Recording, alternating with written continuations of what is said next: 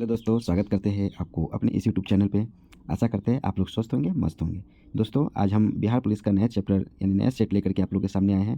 ठीक है दोस्तों, इससे पहले सेट 1 और 2 हो रखा है, जो कि मेरे चैनल पे ऑलरेडी अपलोडेड है। आप लोग जा करके सेट 1 और 2 देख सकते हैं। ठीक है, आज हम लोग सेट 3 स्टार्ट करेंगे। अगर आप लोग चैनल पर नए हैं तो चैनल को प्लीज़ सब्सक्राइब कर लें, शेयर कर दें। इस पर अभी से हर एग्ज़ाम के लिए जीके जीएस का जो भी आएगा ऑब्जेक्टिव, एमसीक्यू क्वेश्चन सारे इस पर लाए जाएंगे। ठीक है, चलिए दोस्तों हम लोग स्टार्ट करते हैं। सेट 3 क्वेश्चन नंबर 1 क्या कहता है दोस्तों? क्वेश्चन नंबर 1 कहता है मानव गुर्दे में निस्पंदन इकाइयों को क्या कहा जाता है? मतलब मानव गुर्दे में निस्पंदन इकाई को क्या कहते हैं दोस्तों? इसका आंसर हो जाएगा दोस्तों नेफ्रॉन कहते हैं। अगला प्रश्न, अभिनव बिंद्रा ने ओलंपिक में स्वर्ण पदक किस में जीता था? कि अभिनव बिंद्रा जो है ओलंपिक में गोल्ड मेडल जीते थे, किस गेम में जीते थे? ऑप्शन है बॉक्सिंग में, शूटिंग में, कुश्ती में, शतरंज में। इसका सही आंसर हो जाएगा दोस्तों शूटिंग में जीते थे। ठीक है दोस्तों, अगला प्रश्न, राष्ट्रीय उपभोक्ता दिवस कब मनाया जाता है? राष्ट्रीय उपभोक्ता दिवस जो है दोस्तों, राष्ट्रीय उपभोक्ता दिवस कब मनाया जाता है दोस्तों? इसका सही आंसर हो जाएगा दोस्तों ऑप्शन नंबर सी 24 दिसंबर को। ठीक है दोस्तों, अगला प्रश्न है दोस्तों, आग लगने पर कुआं खोदना। आग लगने पर कुआं खोदना का अर्थ क्या होगा? एक हिंदी में मुहावरा है दोस्तों, जिसका वाक्य है आग लगने पर कुआं खोदना। इसका अर्थ क्या होगा? तो आप लोग जैसे देखते होगा कि कोई भी कहता है, जैसे आप लोग गांव में, अगर गांव से रिलेटेड है तो गांव में कहता है भोज के समय कोहड़ा रोपना, मतलब कि जिस समय जिस चीज़ का ज़रूरत हो उसी समय उसको खोजना। ठीक है, ये सब मुहावरा है। तो अभी हमारे पास है आग लगने पर कुआं खोदना। इसका सही आंसर हो जाएगा दोस्तों बी नंबर, संकट के समय बचाव के लिए सोचना है। वही बात हो जाएगा भोज के समय कोहड़ा रोपना, संकट के समय बचाव के लिए सोचना। पहले से अगर आप तैयारी करके रखते हैं तो आपको संकट नहीं होगा। अगर आप संकट के आने का इंतजार करते हैं कि आएगा तब देखा जाएगा, तो संकट आएगा भी, जाएगा भी, और आपको क्षतिग्रस्त करके भी जाएगा। ठीक है दोस्तों, तो ये है इसका मुहावरा। ये मुहावरा था इसलिए इसका अर्थ हमने बताया। ठीक है दोस्तों, आप लोग सावधानी से रहिए, यही उम्मीद और आशा है आप लोग के साथ। अगला प्रश्न, कौन सा देश G20 का सदस्य नहीं है? इनमें से कौन सा ऐसा देश है जो G20 का सदस्य नहीं है? भारत तो है ही दोस्तों, तुर्की भी है, फ्रांस भी। बांग्लादेश जो है इसका G20 का सदस्य नहीं है दोस्तों। बांग्लादेश G20 का सदस्य नहीं है। अगला प्रश्न पे आते हैं दोस्तों, अंतर्राष्ट्रीय न्यायालय में कुल कितने न्यायाधीश होते हैं? अंतर्राष्ट्रीय न्यायालय में कुल कितने न्यायाधीश होते हैं? तो इसका सही आंसर हो जाएगा दोस्तों 15 न्यायाधीश होते हैं अंतर्राष्ट्रीय न्यायालय में। अगला प्रश्न कहता है दुरासा का संधि विच्छेद करना है दोस्तों। ठीक है, यहाँ पे दुरासा का संधि विच्छेद करना है। बिहार पुलिस में हिंदी का भी क्वेश्चन है, हिंदी भी सिलेबस में, इसलिए स्टेट में आपको हिंदी भी देखने को मिल जा रहा है। ठीक है, तो दुरासा का संधि विच्छेद हो जाएगा दोस्तों, इसका आंसर दू जोड़ आशा, दुरासा हो जाएगा।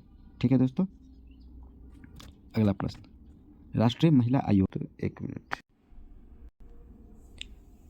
दोस्तों, तो चलिए यहाँ पे कुछ मिस्टेक हो गया था पीपीटी में, तो चलिए यहाँ से हम स्टार्ट करते हैं आगे। 8 नंबर क्वेश्चन आपका हो गया था, इसका सही आंसर हो जाएगा दोस्तों संसद द्वारा पारित अधिनियम के तहत। उसका 9 नंबर क्वेश्चन में आते हैं। 9 नंबर कहते हैं किस जीव में पौधों एवं जंतुओं के लक्षण पाए जाते हैं? ठीक है दोस्तों, किस जीव में पौधों एवं जंतुओं के लक्षण पाए जाते हैं? मतलब ऐसा कौन सा जीव है जिसमें पौधा का भी और जंतु का दोनों का लक्षण जो होता है पाया जाता है? इसका आंसर हो जाएगा दोस्तों 9 नंबर का सी, यूग्लिना में।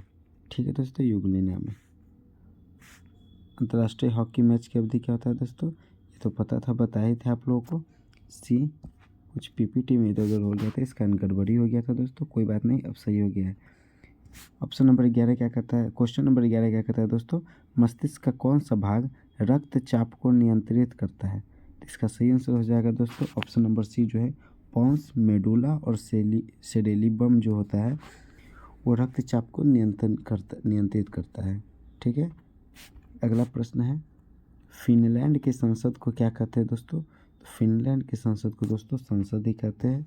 ठीक है, अगला प्रश्न है दोस्तों, निम्न में से कौन सा रोग विषाणु द्वारा नहीं फैलता है? मतलब इसमें से कौन सा ऐसा रोग है जो कि विषाणु के द्वारा नहीं फैलता है? इसका सही आंसर हो जाएगा दोस्तों डिप्थीरिया। ये विषाणु के द्वारा नहीं फैलता है, बाकी इसमें से जितना है, बाकी 3 एड्स, खसरा और इन्फ्लुएंजा, ये सब विषाणु के द्वारा फैलता है। अगला प्रश्न है दोस्तों, पानी की टंकी में फंगी को नष्ट करने के लिए इस्तेमाल किया गया रसायन कौन सा है? मतलब कि ऐसा कौन सा केमिकल है जो पानी की टंकी में जो फंगी जमा हो जाता है उसको नष्ट कर देता है? ठीक है दोस्तों, इसका सही आंसर हो जाएगा दोस्तों कॉपर सल्फेट। कॉपर सल्फेट से आप इसको नष्ट कर सकते हैं। अगला प्रश्न है दोस्तों, स उच्चारण ध्वनि का उच्चारण स्थान क्या है? मतलब जब आप स बोलते हैं तो देखिएगा आपका जीवा जो है वो आपको तालू से जा कर के टच होता होगा। ठीक है दोस्तों। तो इसका उच्चारण स्थान क्या हो जाएगा दोस्तों? तालु। ठीक है। क जैसे आप बोलते थे क, यानी कि कंठ से आपका आवाज़ आता है। क, ख, ग, इस तरह से अगर आप कुछ बोलते हो कंठ से आवाज़ आता है। च भी आपको तालु से आता है। च, छ, ज, ये सब तालु से सट के आता है। तालव्य स यानी स। फिर से आपको हो जाएगा अगर आप बोलते हैं तो में देखिएगा आपका दोनों होठ सटता है, तो इसका ओष्ठ हो जाएगा। ठीक है दोस्तों। तो इस तरह से उच्चारण जब कीजिएगा तो आपको ये पता चल जाएगा कि आपका ये जो ध्वनि का उच्चारण है किस चीज़ से हो रहा है। ठीक है, उससे आप इसको टिक लगा सकते हैं। चलिए अगला प्रश्न है, बिस्मिल्लाह खां किस साज को बजाने के लिए प्रसिद्ध थे? इसका आंसर हो जाएगा दोस्तों ऑप्शन नंबर डी, शहनाई वादक, यानी शहनाई के बजाने के लिए बिस्मिल्लाह खां प्रसिद्ध थे। अगला प्रश्न है दोस्तों 17 नंबर, कौन सा स्थान ब्रह्मा और पशु के मेला के लिए प्रसिद्ध है? ये तो आप लोगों को बताए थे, वो थोड़ा पीपीटी की मिस्टेक के कारण नहीं हो पाया था। इसका आंसर हो जाएगा दोस्तों पुष्कर। ठीक है दोस्तों, पुष्कर इसका आंसर हो जाएगा। अगला प्रश्न है, जल जीवन मिशन स्कीम जो है किस वित्तीय वर्ष में के बजट में घोषित किया गया था? मतलब जल जीवन मिशन एक स्कीम था, वो किस वित्तीय वर्ष के बजट में घोषित किया गया था? तो इसका सही आंसर हो जाएगा दोस्तों डी नंबर, 2019 और 20 के बजट में घोषित किया गया था। किसी सिलाई मशीन की सुई की गति कौन सी गति होती है? मतलब सुई जो गति करता है वो कौन सी गति होती है? ठीक है दोस्तों, तो इसका आंसर हो जाएगा दोस्तों ए, आवर्ती गति होती है। ठीक है दोस्तों। अगला प्रश्न, सीमा सुरक्षा बल की स्थापना यानी बीएसएफ की स्थापना कब की गई थी? इसका आंसर हो जाएगा दोस्तों 1965 में। अगला प्रश्न, विश्व बैंक की स्थापना कब की गई थी? तो विश्व बैंक की स्थापना जो है दोस्तों वो किया गया था 1944 में। अगला प्रश्न, राष्ट्रीय पर्यावरण शोध संस्थान कहाँ स्थित है? राष्ट्रीय पर्यावरण शोध संस्थान कहाँ स्थित है दोस्तों? इसका आंसर हो जाएगा नागपुर में। अगला प्रश्न है, संसार की छत किसे कहते हैं? संसार की छत किसे कहते हैं? तो आप लोग सब लोग पढ़े भी होइएगा हिस्ट्री में, पामीर का पठार इसको संसार का छत कहा जाता है। अगला प्रश्न है, निम्नलिखित दालों में से कौन सी खरीफ फसल में नहीं है? कौन सी खरीफ में नहीं है, यानी कि इनमें से जो दाल दिया हुआ है इधर में कौन सा ऐसा दाल है जो खरीफ फसल में नहीं आता है? इसका आंसर हो जाएगा दोस्तों मसूर का दाल। ठीक है। अगला प्रश्न है, हाल ही में CISF परेड स्थापना दिवस का आयोजन कहाँ हुआ था? तो इसका सही आंसर हो जाएगा दोस्तों डी, तमिलनाडु में हुआ था। ठीक है दोस्तों। अगला प्रश्न है, बिहार में सर्च लाइट समाचार पत्र के संपादक कौन थे? तो इसका सही आंसर हो जाएगा दोस्तों 26 का सी नंबर, मुरली मनोहर प्रसाद। ठीक है दोस्तों, मुरली मनोहर प्रसाद जो थे सर्च लाइट समाचार पत्र के संपादक थे। अगला प्रश्न है दोस्तों, मछली के लीवर ऑयल में डैश प्रचुर मात्रा में होती है? मतलब मछली का जो लीवर ऑयल होता है उसमें क्या पाया जाता है प्रचुर मात्रा में? Vitamin A, vitamin D, vitamin E या ए और बी दोनों? तो सब लोग जानते रहिएगा कि मछली के लीवर में जो है विटामिन ए और विटामिन डी ये दोनों पाया जाता है दोस्तों। विटामिन ए और विटामिन डी दोनों पाए जाते हैं, इसलिए इसका सही आंसर हो जाएगा दोस्तों ऑप्शन नंबर डी, ए और बी दोनों। अगला प्रश्न में आते हैं, कुछ खाद्य पदार्थों को जल्दी से पकाने के लिए हम किसका उपयोग करते हैं? मतलब आप लोग देखे होइएगा भोज के समय या फिर गांव में कोई पूजा पाठ हो रहा है तो उस समय किसी खाद्य पदार्थ को जल्द अगर पकाना हो तो उसके लिए हम किसका उपयोग करते हैं? तो इसका आंसर हो जाएगा दोस्तों बेकिंग पाउडर का। ठीक है दोस्तों। अगला प्रश्न है, निम्न में से कौन सा देश भौगोलिक क्षेत्र की दृष्टि से सीमा रहित सबसे बड़ा देश है? निम्न में से कौन सा देश भौगोलिक क्षेत्र की दृष्टि से सीमा रहित सबसे बड़ा देश है? इसका सही आंसर हो जाएगा दोस्तों जापान। अगला प्रश्न, दुरंड रेखा किन दो देशों के बीच की सीमा रेखा है?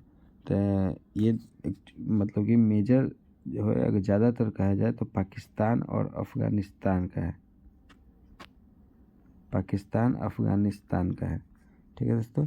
लेकिन अब करा यहाँ ऑप्शन में आपको भारत के साथ, तो भारत के साथ ये पाकिस्तान का नहीं लगता है, भारत के साथ ऊपरी सीमा जो है थोड़ा अफगानिस्तान से शुरू होता है, इसलिए भारत और अफगानिस्तान इसका सही आंसर हो जाएगा। ठीक है दोस्तों, अगला प्रश्न में आते हैं। विद्युत गीजर में डैश ऊर्जा डैश में रूपांतरित हो जाती है। मतलब जब भी आप गीजर ऑन करते हुएगा तो गीजर में आप कौन सा एनर्जी देते हुएगा, जब गीजर को ऑन किए तो आप उसमें कौन सा एनर्जी दे दिए, इलेक्ट्रिक एनर्जी। ठीक है, इलेक्ट्रिक एनर्जी यानी कि विद्युत एनर्जी दिए। ठीक है, और गीजर क्या करता है, गीजर आपको जो भी पानी आता है उसको गर्म करके वापस देता है, यानी कि उष्मा के रूप में वापस देता है। ठीक है, उष्मा। ठीक है, उष्मा के रूप में हमको उसको ये देता है, तो विद्युत ऊर्जा को उष्मा के रूप में रूपांतरित करता है। इसका आंसर हो जाएगा दोस्तों ए नंबर, विद्युत को उष्मीय में। इस पर कुछ एग्जाम्पल है, जैसे में आप देख लीजिए। जैसे आप मोटर ऑन करते हैं तो मोटर में क्या होता है, हम लोग कौन सा एनर्जी दे देते हैं, विद्युत एनर्जी देते हैं मोटर में विद्युत एनर्जी देते हैं। और वो कौन सा एनर्जी हमको देता है, आउटपुट में क्या देता है, पानी देता है। पानी कौन सा है, मैकेनिकल एनर्जी है। ठीक है, तो यानी कि यांत्रिक है। तो मोटर के बारे में अगर पूछा जाए तो मोटर विद्युत ऊर्जा को यांत्रिक ऊर्जा में परिवर्तित करता है। जनरेटर को देखा जाए तो जनरेटर आपको मैकेनिकल एनर्जी लेता है, यानी कि यांत्रिक ऊर्जा लेता है और उसको इलेक्ट्रिकल में कन्वर्ट करता है। इस तरह से क्वेश्चन आपको पूछा जा सकता है। ये क्वेश्चन ट्रिकी क्वेश्चन है, ये पूछा जा सकता है। अगला प्रश्न है दोस्तों, भारत का कौन सा राज्य मोटा अनाज का सबसे बड़ा उत्पादक है। इसका आंसर हो जाएगा दोस्तों ए नंबर, राजस्थान। अगला प्रश्न, भारत में योजना अवकाश की अवधि क्या थी। योजना अवकाश की अवधि थी जो दोस्तों, इसका आंसर हो जाएगा 1966 से 1969 के बीच योजना अवकाश की अवधि थी। अगला प्रश्न है, आधुनिक बिहार का निर्माता किसे माना जाता है। आधुनिक बिहार का निर्माता जो है दोस्तों, सच्चिदानंद सिन्हा जी को माना जाता है। अगला प्रश्न और इस सेट का आखिरी प्रश्न है, संतोष ट्रॉफी किससे संबंधित है। संतोष ट्रॉफी जो है दोस्तों, वह है आपको फुटबॉल से संबंधित है। ठीक है दोस्तों, तो आशा करते हैं आप लोग को ये वाला सेट अच्छा लगा होगा। आप लोग सेट 1 और सेट 2 जा कर के सेट 1 एंड 2 को जा कर के आप लोग देखिए। उसमें भी इसी तरह से 35 क्वेश्चंस कराए गए हैं। आने वाले हर सेट में आपको 35 क्वेश्चंस लाएंगे एग्ज़ाम तक। ठीक है दोस्तों, तो आप लोग कंटिन्यू बने रहिए चैनल को सब्सक्राइब कर लीजिए। ये सब जितना क्वेश्चन है ये PYQ में पूछा गया क्वेश्चन में से आता है। ठीक है, कुछ क्वेश्चन ऐसा जो एक्सपेक्टेड है, बाकी सब PYQ से रिलेटेड है। ठीक है, हमारे चैनल पे जो भी आपको GK GS के क्वेश्चन मिलेंगे वो किसी न किसी एग्ज़ाम के PYQ में पूछे गए होंगे और रिलेटेड होंगे उस एग्ज़ाम से, जिस एग्ज़ाम का आप एग्ज़ाम का तैयारी करें। जैसे बिहार पुलिस का है तो बिहार के किसी एग्ज़ाम से रिलेटेड रहेगा। ठीक है दोस्तों, तो उम्मीद करते हैं आप लोग को अच्छा लगा। धन्यवाद, मिलते हैं नेक्स्ट सेट में। इजाज़त दीजिए, धन्यवाद, जय हिंद।